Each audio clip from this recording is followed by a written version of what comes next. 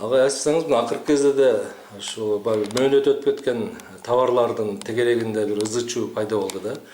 Ошол блогер тарабынан сиздерге баягы топтолуп, милиция тарабынан блогердин чакыруусу менен милиция тарабынан топтолгон канча материал түштү? Ушул блогер 22 марттан баштап өзүнүн сайтын ачкан экен да. Санэпидстанцияга канча материал келип түштү? Ошону кандай карадыңыздар? Бир элге маалымат берип койсоңуздар.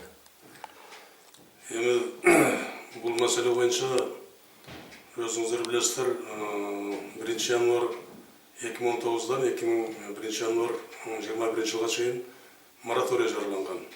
Ошон үчүн биз мынау торговлю субъекттерди биз текшергенге акыбыз жок. Бирок биз акыбыз бар, эгерде бирөө жарандар арыз жазса, ошондо текшерүүгө акыбыз бар.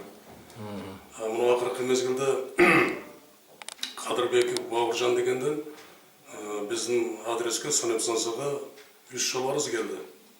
Биринчи арызы апрель айында болду. Ал боюнча мына супермаркет Турсунбай ата деген супермаркет бар. Ошол жөнүндө келген экен. Биз ал боюнча биздин РОВДнын келген катына ылайык барып текшерип жүргүздүк. Чындыгында ошол барганда просрочный сүт азыктарынан чыккан экен, аны көрдүк. Чынында бар экен. Ал боюнча биз 22 главадагы статья 1 категориядагы менен 5000 сом башчысына штраф салдык. Ал штраф салгандан кийин ал азыркы бузуулар боюнча убагында төлөндү. Андан кийин 20 күндөн өтпөй эле дагы келди. Анда дагы барып текшерүүгө туура келди. Анда барганда ошол эле сүт азыктары жазылгандан кийин шириндиктер жазылган экен. Биз эми багы по факту текшеребиз да. Ошол кайсы эмнени жазган болсо, арызда ошону текшеребиз. Ошол боюнча сүт азыктарын, шириндиктерди текшерип мен карап чыктым. 25 түрдүү сүт азыктары, шириндиктери бар экен, бирок ичинен просрочный срок жок болуп чыкты. Ошон үчүн биз аны атайын бизге берген РОВДга кайрадан билдирүү бердик. Андан кийин мына 6 майда дагы эле кайра ошо Кадырбек Бауыржандан дагы милиция аркылуу келди. 102 деп ушундай кат келди. Ал боюнча ортодо майрамдар болуп кетип туруп, 13 майда текшердик. Ордунда көрүп, сураштырып текшергенде бул азыктар 9 дана. Ошол именно Турсунбай ата супермаркеттин ичинде эмес, сыртындагы холодильникке кайтарууга коюлган азыктар экен. Себеби просрочный срок болгондон кийин аларды кайтарууга сатуудан алып койгон, Сатуудан алып койгон да. Алар милдеттүү түрдө кайтарыш керек эле. Вот баягы майрамга ылайык туруп калып, убагында кетпей калган. Аны ошо алып келген фирмага кайтарыш керек эле. Ошону көрсөтүлүптүр. А бирок элдер алчу атайын супермаркеттин ичиндеги товарларда андай просрочный срок жок болуп чыкты. Ал боюнча да атайын биз милициянын кызматкерлерине ошо бизге берген Абдрахмановго, подполковник Абдрахмановго кайра жөнөттүк. Биз эми мындай арыздар боюнча акыбыз жок, себеби ал боюнча мыйзам бар. Биз жарандардын берген кайрылган арыздарын обязательно текшеребиз. Так өзүбүзчө барып текшергенге акыбыз жок. Бул дагы бир жарандарга түшүндүрүп кетсеңиз, ошол мөөнөт өтүп кеткен ошо товарларды байкаган болсо кимге кайрылыш керек? Көпчүлүгү да ошол ички иштер органдарынан кайрылып атат да. Мыйзам өзгөргөн да, ал бир башка бир органдарга өткөзүп берилген болуш керек. Туура.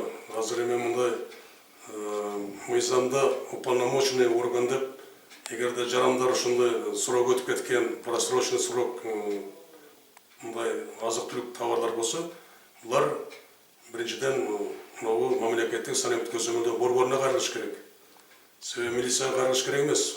Сиз 102ден келген бир 2 материалды мөөнөт өтүп кеткен товарлар боюнча сиз караган экенсиз да, ошого маалымат берип кетсеңиз, кайсы числода келген, кимден келген?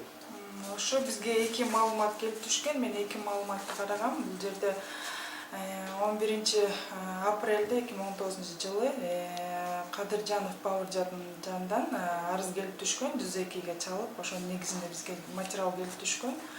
Ошонун негизинде биз Васиев Рахимдин магазинине барганбыз, азык-түлүк сатуучу дүкөнгө.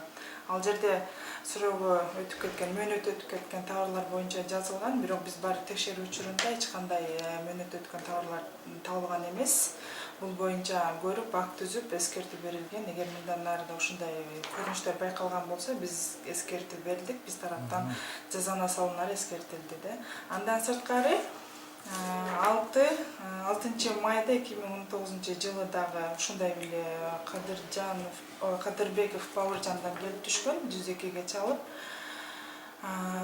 бизге билдирүү келген. Ошонун негизинде Өзгөн шаарынын Манас көчөсүндө Руслан аттуу магазинге келген. Ал жерде да ушундай мөөнөт өткөн кондитер азыктары сатылып жатат деген маалымат келген. Учурунда барып текшергенде бул жерде деле эч кандай мөөнөт өткөн кондитер азыктары байкалган эмес. Текшергенбиз, акт түзүп. Ал Бауыржан эмнеге таянып айткан? Сиз текшерип көрдүңүздөр да? Ооба, биз текшердик. Бауыржандын айтканы боюнча бул жакта жазылган, ушундай мөөнөт өткөн азыктар сатылып атат деген. Бул жерде кондитер азыктары боюнча жазылып атат. А биз барып текшергенде ал жерде бардык документтери, анан кийин мөөнөт өтүп кеткен азыктарды биз тапкан жокпуз ал жерден. Вот ошол боюнча акт түзүп, андан билдирүү бердик биз дагы. Бул кайсы числолордо болду ошондо? Бул Руслан магазин 6 майда 2019 жылы болуп атат. Ал эми бул жакта Васиев Рахимдин магазини 11 апрелде болот. Маш магазин ишчиман, иш жолу иштеймин. Бул кайсы магазин? Турсунбаевда, супермаркет. Сиздин ушул магазинде YouTube'да чыгып атат да, мөөнөт өтүп кеткен товарларды саткандыгы боюнча эч бир чара көрүлбөдү деп. Siz özünüzün oyunuzdan bir uğaylı da. Bir жол чыкканда башта мен документ кылып кына кышаны салпсынадан төлөп, штраф жазып берген. Биз бир баганы кыйбы Рысман барып төлөп, ана кылып берген мен. Канча төлөдүңүз штраф? 5000. 5000 сом. 5000 турадым. Гүлзада Исмаиловна, мына акыркы кездерде YouTube'дан сизди бир каралаган материалдар пайда болуп калды да. Ошол чакырууга баягы өзүнүн блогерим деп тааныштырган жарандын чакыруусуна bir magazinge баргандагы bir видео тасма чыгып кетти да. Ошого bir мына биздин жарандарга кенен bir түшүндүрмө берип кетсеңиз. Ошол күнү 2019 жылдын 25 апрелден 26 апрелин караган күнү мен ыкчам өкүлдөр менен ошол чакырууга барганбыз. Ал жерде барганда ошол блогер өзүн Бауыржан деп тааныштырган адам биз мыйзам чегинде бардыгын түшүндүрүп, өзүнүн жөнүндө тааныштырып, жанымдагы ыкчам өкүлдөрүн түшүндүрүп, бардыгын биз мыйзам чегинде түшүндүргөнбүз. Ал боюнча ал жерди кыркып коюптур, монтаждаптыр.